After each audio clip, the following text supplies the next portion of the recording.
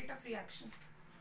तो कहीं पर भी अब एक चीज क्लियर कर देती हूँ कि रेट वर्ड का मतलब क्या होता है। आप लोगों ने rate of consumption of energy सुना हुआ है, आप लोगों ने रेट वर्ड बहुत बार सुना हुआ है, बट हर बार आप लोग अलग अलग कॉन्सेप्ट में या फिर क्वांटिटीज में सुनते हैं तो आप लोग कंफ्यूज हो जाते हैं। लेकिन रेट का एक बहुत सिंपल मतलब है।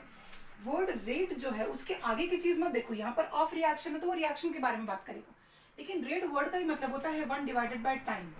तो आप लोगों ने अगर rate of consumption of energy या फिर rate of doing of work अगर सुना होगा तो आपने क्या लिखते हो, तो rate of doing of work मतलब work done upon time taken लिखते हो, जिसको आप लोग क्या कहते हो, पावर कहते हो।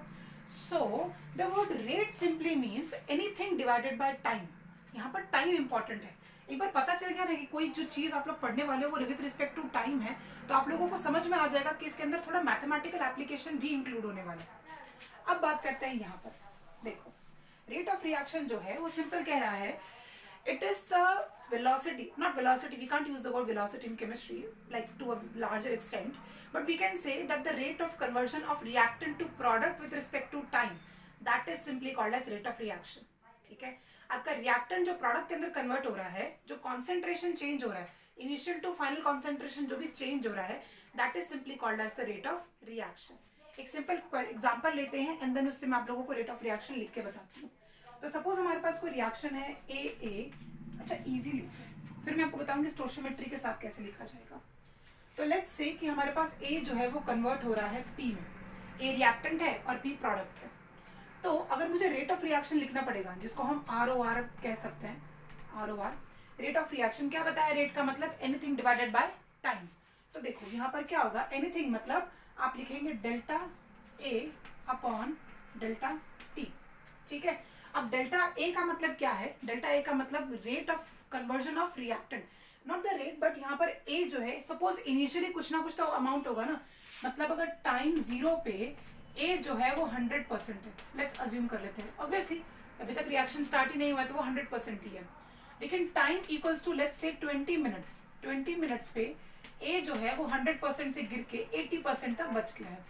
तो इनिशियली कुछ कॉन्सेंट्रेशन था, फाइनली कुछ कॉन्सेंट्रेशन हुआ है, जिसकी वजह से यहाँ पर डेल्टा इस्तेमाल किया गया है, क्योंकि वहां पर हम चेंज लेने वाले हैं। और डेल्टा टी 0 to 20 ये भी चेंज हुआ है ना, 0 to 20 तक तो आया है, तो इस चेंज को हम लोग डेल्टा टी से डिनोट कर रहे हैं। हाँ, वैसे ही अगर रिएक्टेंट प्रोडक्ट के अंदर कन्वर्ट हो रहा है, तो अगर रिएक्टेंट के हिसाब से अगर आप यहाँ पर रेट ऑफ रिएक्शन लिख सकते हो, तो प्रोडक्ट के हिसाब से भी लिख सकते हो ना, इसमें क्या प्रॉब्लम है। तो ROR with respect to product, ये रिएक्टेंट के रिस्पेक्टिवली है, ये प्रोडक्ट के रिस्पेक्टिवली है, तो ये कैसा होगा, delta P upon delta T. लेकिन अब यहाँ पर साइन कन्वेंशन का प्रॉब्लम आएगा। साइन कन्वेंशन कैसे देखते हैं वो देखो, आपके पास रिएक्टेंट, अच्छा यहीं पर एग्जांपल लिखा हुआ है ना, देखो रिएक्टेंट में देखो 100% स्टार्टिंग में लिया गया था और वो 80% में कन्वर्ट हुआ है, मतलब इनिशियल। अब कभी भी अगर कोई डेल्टा निकालते हो तो उसमें क्या करते हो, इनिशियल फाइनल माइनस इनिशियल करते हो ना, my mistake, final minus initial करते हो। तो देखो रिएक्टेंट के साइड पे क्या हुआ, फाइनली वो 8%, मतलब आपका रिएक्टेंट जो है प्रोडक्ट में अगर कन्वर्ट हो रहा है तो स्टार्टिंग से दूसरे टाइम जब भी आप मेजर करोगे तो वो ऑब्वियसली कम क्वांटिटी में ही रहेगा, because some product has to be formed for the reaction to go in the forward direction. So final minus initial होता है तो 80, चलो परसेंटेज को हम लोग ग्राम्स लिख लेते हैं, तो 80 ग्राम्स माइनस 100 ग्राम्स, ये कितना आएगा, बहुत शाबाश, किसी के दिमाग में अगर 20 आया है तो वेरी गुड, 20। मतलब आप छोटी क्वांटिटी को बड़ी क्वांटिटी से माइनस करेंगे तो पॉजिटिव में थोड़ी वैल्यू आती है, तो यहाँ पर आएगा -20। तो देखो माइनस साइन आ रहा है, माइनस साइन क्या डिनोट करता है, that the concentration in the reactant side is decreasing and that at the product side is increasing। तो आपके रिएक्टेंट के लिए यहाँ पर माइनस आता है और प्रोडक्ट के लिए यहाँ पर प्लस आता है। अब प्लस के लिए कोई लिखता है नहीं, अज्यूम कर लिया जाता है कि वो plus. So this is about the rate of reaction. वो प्रोडक्ट के हिसाब से भी लिखा जा सकता है, रिएक्टेंट के हिसाब से भी लिखा जा सकता है। अब स्टोइचियोमेट्री के हिसाब से अगर मैं आप लोगों को बताऊं तो देखो मैं बताती हूँ, फिर ग्राफ स्टडी करके खत्म कर देंगे टॉपिक को। स्टोइचियोमेट्री अगर सपोज किसी रिएक्शन की दे दी गई है और आपको कहा गया है कि उसका रेट ऑफ रिएक्शन लिखो, तो आप लोगों को जनरली एलिमेंट्री फॉर्म में लिखना पड़ता है उसको। कैसे, देखो सपोज हमारे पास सेम रिएक्शन लेते हैं, मेरा favourite N2 plus thrice of H2 is giving twice of NH3। तो हम लोगों को एलिमेंट्री रिएक्शन, एलिमेंट्री मतलब सारी की सारी चीजों को 1 मोल में कन्वर्ट करनी होगी।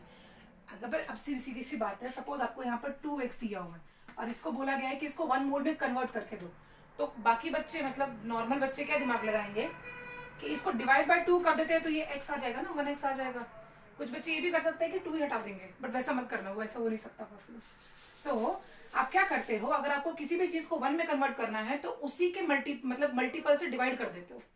अगर हमारे पास 3x है और उसको आपको x में कन्वर्ट करना है तो इसको अगर आप 3 से डिवाइड कर दोगे तो 3 कैंसिल हो जाएगा एंड x आपका 1 में कन्वर्ट हो जाएगा। वैसे ही हम लोगों को यहाँ पर भी अप्लाई करना है। कैसे अप्लाई करोगे, देखो इसको एलिमेंट्री में कन्वर्ट करने के लिए तो पहले रेट ऑफ रिएक्शन लिखते हैं, कैसा आएगा इसका। That will be d of n2 divided by dt equal to d of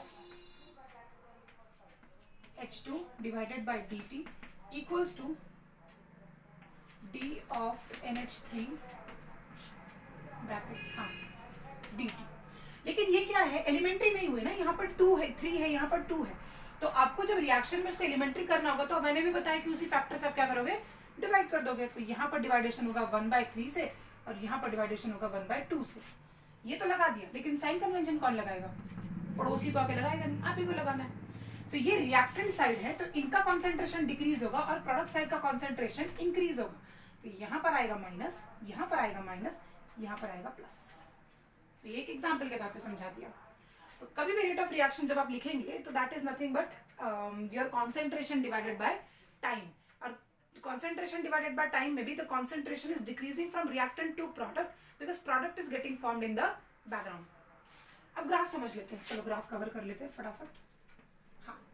तो ग्राफ, अभी ये चीज मैंने अभी जस्ट बताई कि आपका कॉन्सेंट्रेशन ऑफ रिएक्टेंट क्या होगा, डिक्रीज होगा और उसकी वजह से प्रोडक्ट बन रहा है तो प्रोडक्ट का कॉन्सेंट्रेशन इंक्रीज होगा।